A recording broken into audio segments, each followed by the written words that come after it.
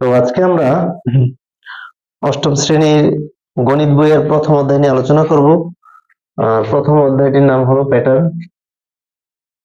এখানে পাঁচটি উদ্দীপক দেওয়া রয়েছে এবং দুইটি প্রশ্ন। তো প্রথম প্রশ্নটি হলো তালিকার পরবর্তী তিনটি পদ নির্ণয় করো। অর্থাৎ এই যে প্যাটার্ন গুলো রয়েছে, এই যে তালিকার যে সংখ্যাগুলো রয়েছে, অর্থাৎ এই প্রত্যেকটি প্যাটার্নের অর্থাৎ প্রত্যেকটি তালিকার আমরা পরবর্তী তিনটি করে পদ নির্ণয় করব।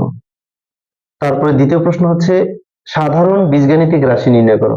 অর্থাৎ প্রত্যেকটি প্যাটার্নের আমরা সাধারণ বীজগাণিতিক রাশি নির্ণয় করব। তো প্রথমে আমরা তালিকার পরবর্তী তিনটি পদ নির্ণয় করব এই প্রথম যে প্যাটার্ন এর ক্ষেত্রে।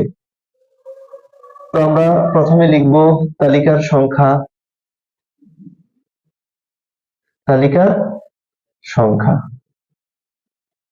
তাহলে তালিকার সংখ্যাগুলো হচ্ছে কত? 4, 7, 10। এখন 4 এবং 7 এর মধ্যে যে পার্থক্য সেটা হচ্ছে কত? 3। এবং 10 এবং 7 এর মধ্যে পার্থক্য 3। তো এই পাশে আমরা লিখব পার্থক্য। পার্থক্য। এবার এখানে পাশাপাশি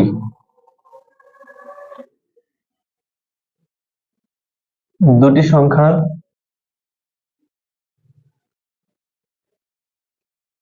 পার্থক্য 3। পাশাপাশি দুটি সংখ্যার পার্থক্য তো 3। এক্ষেত্রে আমরা লিখব সুতরাং তালিকার পরবর্তী প্রথম সংখ্যা বা পদ,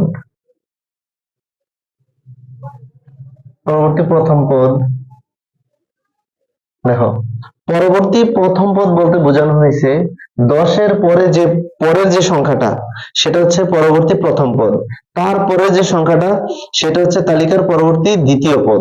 তাহলে আমরা তালিকার পরবর্তী প্রথম পদ হচ্ছে এই 10। যেহেতু 4 এর সাথে 3 যোগ করলে 4 এর সাথে 3 যোগ করলে 7 হয় এবং 7 এর সাথে 3 যোগ করলে 10। তাহলে 10 এর সাথে 3 যোগ করলে তালিকার যে পরবর্তী প্রথম সংখ্যা সেটা পাওয়া যাবে। তাহলে 10 এর সাথে আমরা যদি 3 যোগ করি তাহলে কত হবে? 13। তালিকার পরবর্তী দ্বিতীয় পদ। এবার 13 সাথে যদি আরো 3 যোগ করি তাহলে পাওয়া যাবে কত? 16। তালিকার পরবর্তী তৃতীয় পদ। আমরা 16 সাথে যদি 3 যোগ করি তাহলে কত পাওয়া যাবে? 19। এটা হচ্ছে তালিকার পরবর্তী তিনটি পদ। তো আমরা লিখতে পারি সুতরাং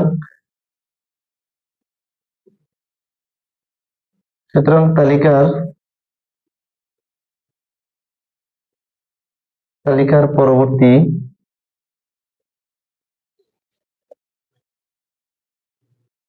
তিনটি পদ যথাক্রমে 13, 16 ও 19। এই হচ্ছে আমাদের প্রথম প্যাটার্নের ক্ষেত্রে কয়ের যে অ্যান্সার সেটা হচ্ছে 13, 16, 19। এবার আমরা শিখব দ্বিতীয় যে প্রশ্ন অর্থাৎ সাধারণ বীজগাণিতিক রাশি নির্ণয়। তো সাধারণ বীজগাণিতিক রাশির ক্ষেত্রে এটা ঠিক থাকবে, এটা হচ্ছে খ এর যে প্রশ্ন সেটা 1 এর খ।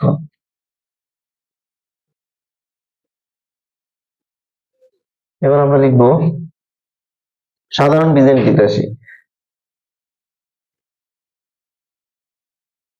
তালিকার প্রথম পদ। তালিকার প্রথম পদ হচ্ছে কত? 4।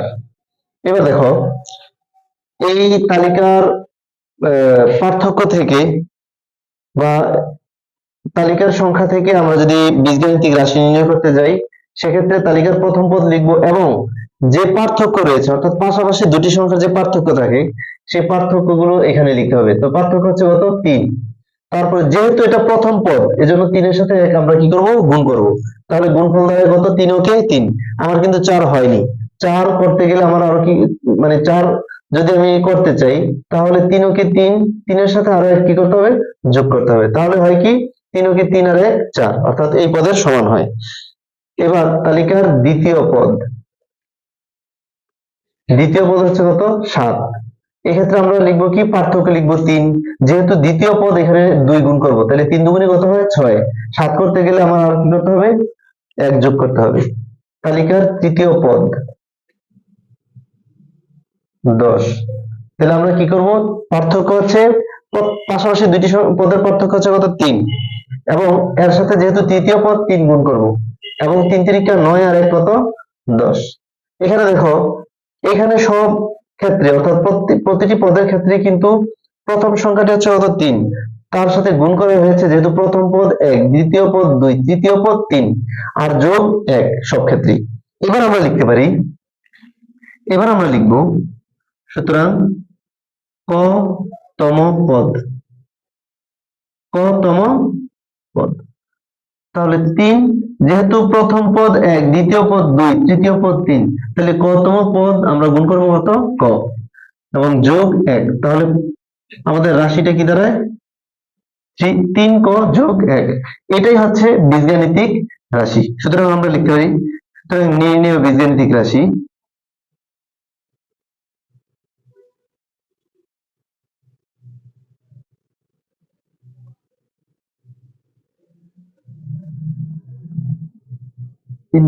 যোগ 1।